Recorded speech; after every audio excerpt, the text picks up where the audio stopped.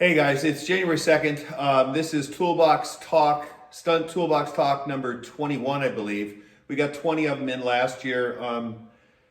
Yeah, we've been busy building a lot of stuff at the end of the year. It got a little hectic, and then of course with the holidays and enforced being at home, I wasn't in the shop as much, so I didn't have a chance to play with these because when I wasn't at home, I was busy finishing up parts for all the orders we had. But it started off this year. I was reading in one of the Facebook groups. It's called The Point. It's a bunch of riggers from around, and most of them are acrobatic and circus riggers, which appeals to me because it's a lot of off-piste use of equipment. Anyway, a lot of conversation about Delta Mallions, and I'm not a Mallion fan, as you know. I don't use them for harnesses. You've already watched all of that rap on the Toolbox Talk. But they do have their uses. I mean, they were basically invented as closable chain links, removable chain links, and they've kind of expanded the line. PK's got them in twists and in deltas and in various shapes and sizes.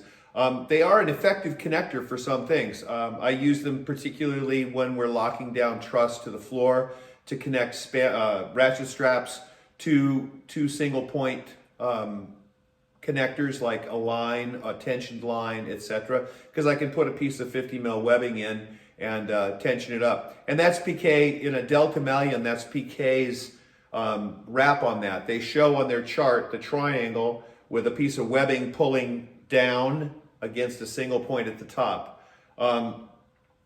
In these circus websites and various other of these acrobatic things, people are using them for tri-loading. And it's a triangle, so in theory, it should be fine. But it's always it wonders me because, in German it sounds better, es wundert mich. It wonders me because it's not prescribed by the manufacturer. And so I kind of decided I'd give it a shot last week, and I made a little funky fixture and got up to 3,000 kg before the fixture took a dive. Because I didn't bother to triangulate. I was just trying to use scrap steel and brute force, and it still bent the steel. So PK's Delta Mallions are rated at 1,100 kilo working load. They're stamped and dated and all that good fine stuff. Their MBS, breaking strength, is minimum 5,700 kilo. So I made a fixture to basically put these in more of an angle flat span, so side loading the triangle Mallion, the Delta Mallion extensively, and pulling it with the pull tester. And the first one, of course, it multiplies the forces. So going back to a single point unless you mirror image, and there's a lot of, I won't bore you with that, but needless to say, going off the spreader bar, it ended up bending the spreader bar, which I pretty much expected, but it made it to 3,000 kilos. So that was kind of nice to know. That's 3 times its working load limit, but not its MBS. So after some texting conversations with a gentleman I respect, Richard Delaney, at the Rope Test Lab, who does a lot of these kind of tests as well for climbing and all you rope access kind of people, and he's heavily into it and has been a long time. He was kind of an inspiration for fiddling with this stuff for our profession. He made a very elegant and simple fixture out of bar stock, flat stock, which was cool. I just didn't see I had any that would accomplish this. Plus my machine, every machine's set up different.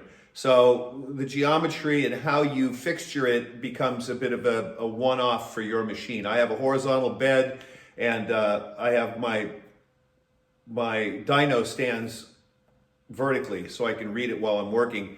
It's not flat. So that leaves the shackles and or the pins. So I've made various heads and pins that go on. Problem is, when you start getting up to this load, I can't use a 20 mil pin because we saw what happens when we were testing rope with the 20 mil pins. They break above and bend above certain levels. When we were breaking all the gold tails. When we tested and did all those. So I knew I had to go off the big shackle if I was going to get above 5,000 kilos. The limit on my bed is 12. It starts to look real exciting around 7 or 8 because it goes into some serious tension. It's one large I-beam. Anyway, long story short, I came up with another fixture because Richard showed me simple and elegant, and I just kind of riffed off of that. So I got to cut a chunk out of a piece of I-beam that's 12 mil plate instead of getting too outlandish. And I drilled some holes, and you'll see the fixture on the tests. So basically I can tri-load Delta Mallions. And rather than Richard tested 8 mils, which is cute, but I figured why not go for the gusto, and I like to test 12s. So we're testing 12 millimeter Maillons today, and we're going to break a few, and we're going to side load, not necessarily slide because it's a side load, but not necessarily because it's a triangle. It's going to be off axis loading. Normally they show the 150-degree angle at the top and the two 15-degree angles at the bottom. That's the geometry of a delta, is 15 at the two bottom and 150 at the top. So rather than loading it this way, we rotate it one time, and we're going to pull it on the 15 degree and leave the 150 and the 15 in the fixture and see what we come up with as strength. So in an odd situation, if you were off axis loading this, using it in some form, I can't think of how it would be, but I'm sure we'll come up with one if I sat and thought about it. Just to see, what you would be doing. Of course, this is saying you're going to use a Mallion. There's a million other ways to do this. With rigging, you get shackles, you got load rings, you've got plates, you got bars, you got, it's just a matter of what you got on hand, but it's just an interesting topic. So try loading Delta Mallions. I used PKs today, just out of the drawer. I've got hundreds of them. So I set up the fixture and I did a couple tests. I did 2 tests on axis, which were, and I'm glad I tied the pulling end down, because when it popped, it sends shit flying. And it's too fast for the camera, so you can't really see anything other than some sparks when the stainless steel pops. And then I did the 3rd test, the off-axis test, I did in slow-mo, and I'll edit it down. So that's today's trip. We're gonna do this. I'll put the 3 videos in, and then we'll do a quick roundup after that, just so we keep it short and you can see what's going on. All right? Thanks. Okay, another test number 2. Mallion is finger tight, a little more than finger tight. I nipped it with a wrench, finger tight and then nipped. I mean, literally a little tiny bit, just enough for full and thread engagement. Number 2, this is on axis pulling. This is test number 2. We're gonna arrange everything nicely, and then we're gonna start to pull.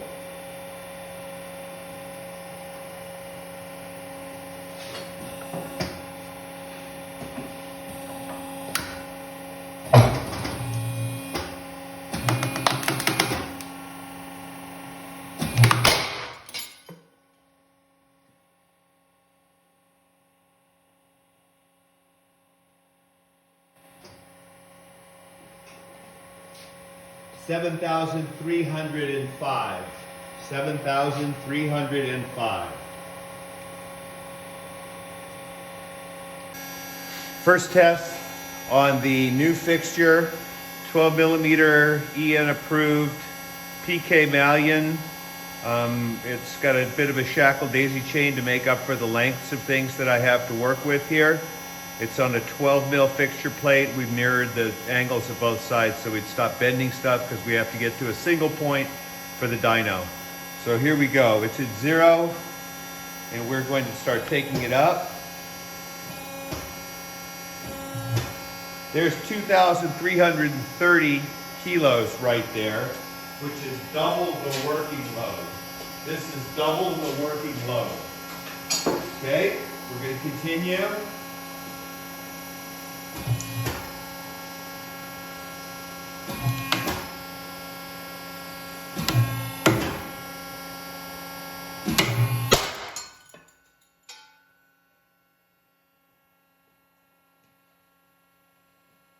$7,575 kilos.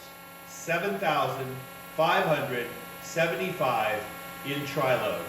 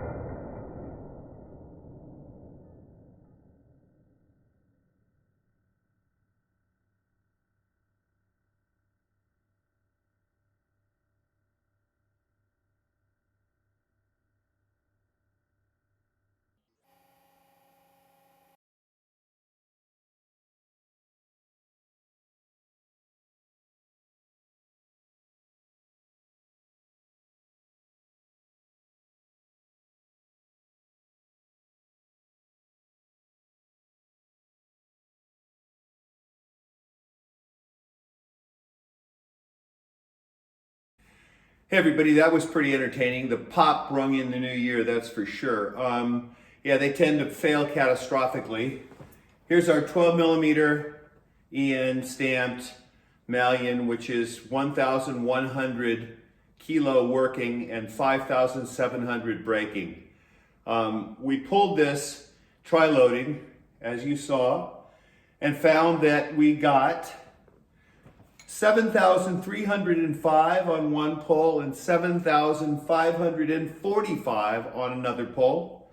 And it's always braking with this pull. This is a 150 degree angle. These are 215s because it's geometry lesson kids, 180 inside of a triangle. Well, what happened was as this stretches, it pulls the threads out. Now the threads, I can't try to mate them again, but you can see damage. I've made detailed pictures of them. The threads are just rolled over. It has pulled the threaded boss out of the barrel nut. Okay, and that was at 7305 and 7545. Now this is on a working braking, MBS of 5700. So we're 1,500 kilos over, you know. Yeah, it's pretty strong in tri-load. So then we decided to try it off axis, meaning we took this fixture instead of pulling, which is how PK shows, pulling from the 180, from the 150 with the strapped load here. We pulled this way. Now we turned it. One time we had the barrel nut to the fixture, so we tri-loaded it this way on the 150 and the 15, and another time we flipped it and loaded it 150, 15 with the barrel nut away from the fixture, just to see if that made any difference. And surprisingly enough, we came up with 6,952 kilos and 6,855 kilos for two off-axis tests, one this way and one this way. Now, with the barrel nut to the fixture, it was slightly stronger by 100 kilos. But I don't think that's significant to read anything into. I'm not going to continue breaking piles of these because it doesn't matter. I'm pretty satisfied with the results. So what we do know is that you can tri-load these. Now this is not telling you to do this. This is just simply FYI for my information, because if I need to and I want to, I can. Now what we've seen is that it always breaks at one, even off axis, it always breaks at one of the 1500s. And you can see what it does is it stretches the stainless until the point it gets actually smaller diameter and then snaps. Barrel nut to or barrel nut away. Now these broke, and you'll notice the threads are still viable. I can still finger tighten one way or the other on these threads with no problem. They're perfectly fine. So in off-axis loading, it doesn't pull the threads out. It breaks the 15-degree corner prior to, the material fails prior to the threads pulling out. In the long axis, because it's pulling so much along one of the legs here, it pulls this and stretches this to the point where the threads disengage and roll out. And that's at 7,500 kilos. So for my own research, I can truly say tri-loading is not an issue with these. I did more of the cross or off-axis loaded ones because I had to make a second fixture. Notice this is longer in this direction than it is in this direction. So when you off-axis pull it, the holes need to be spaced farther apart. So I made a second exactly the same, only I spaced the holes another 15, 18 millimeter out so it would pull directly in the corners. I had one where it was pulling slightly off center of this corner with the barrel nut out. The radius of the pin was just inset of this, not fully tri-loading it, and it still snapped in the same place as the ones we went on to tri-load. So it didn't seem to make any difference, but I made a second fixture just to check because I wasn't super happy with it when I saw it. I mean, it cold formed it around the pin and bent at the corner where the pin radius was, but it wasn't in the actual radius. The other ones formed at the actual radius, and we ended up with a little more on both sides. Not much. Instead of it breaking right at the bottom of the barrel nut, it broke in the upper corner, and you can see the material stretched a little more. Okay, two off-axis And these are actually measurably identical on axis in the same place, the same thread damage, the same bend place, everything's the same. This was the 180 here, as you notice. This was, as it opened it completely up and blew it apart for another 1,000 kilos over the side loading. So we didn't break it, the threads failed. So that's what we found out in playing with these. My conclusion is I would have no problems if I wanted to try load these in the working load limits of their use, and I'm going to say that this applies to the 6s, 8s, 10s, 12s. They're all the same. The math's the same. Just look at the working load. It will be reduced by the diameter of the metal, obviously. But I will go on to say that these are safe to try load for me. I personally would have no issue. What you do in your application is your call. That's why you make that choice and assume that risk. But that was just a little entertainment value today to ring in the new year. You've seen the videos. They pop pretty good. Yeah. Catastrophic metal failure on the cross axis and thread failure on the long axis. That's what we know. All right? And that was at well over MBS stated by the manufacturer. Well over. 1,500 kilos over. Okay? 1.5 tons more than the MBS. So I think working load on these is more than safe to try load if you're keeping your forces in that realm. All right? So we're going to go on to connectors and do some more connectors at some point. That was episode 21. It's the new year. And have fun. Stay tuned. Thanks for watching.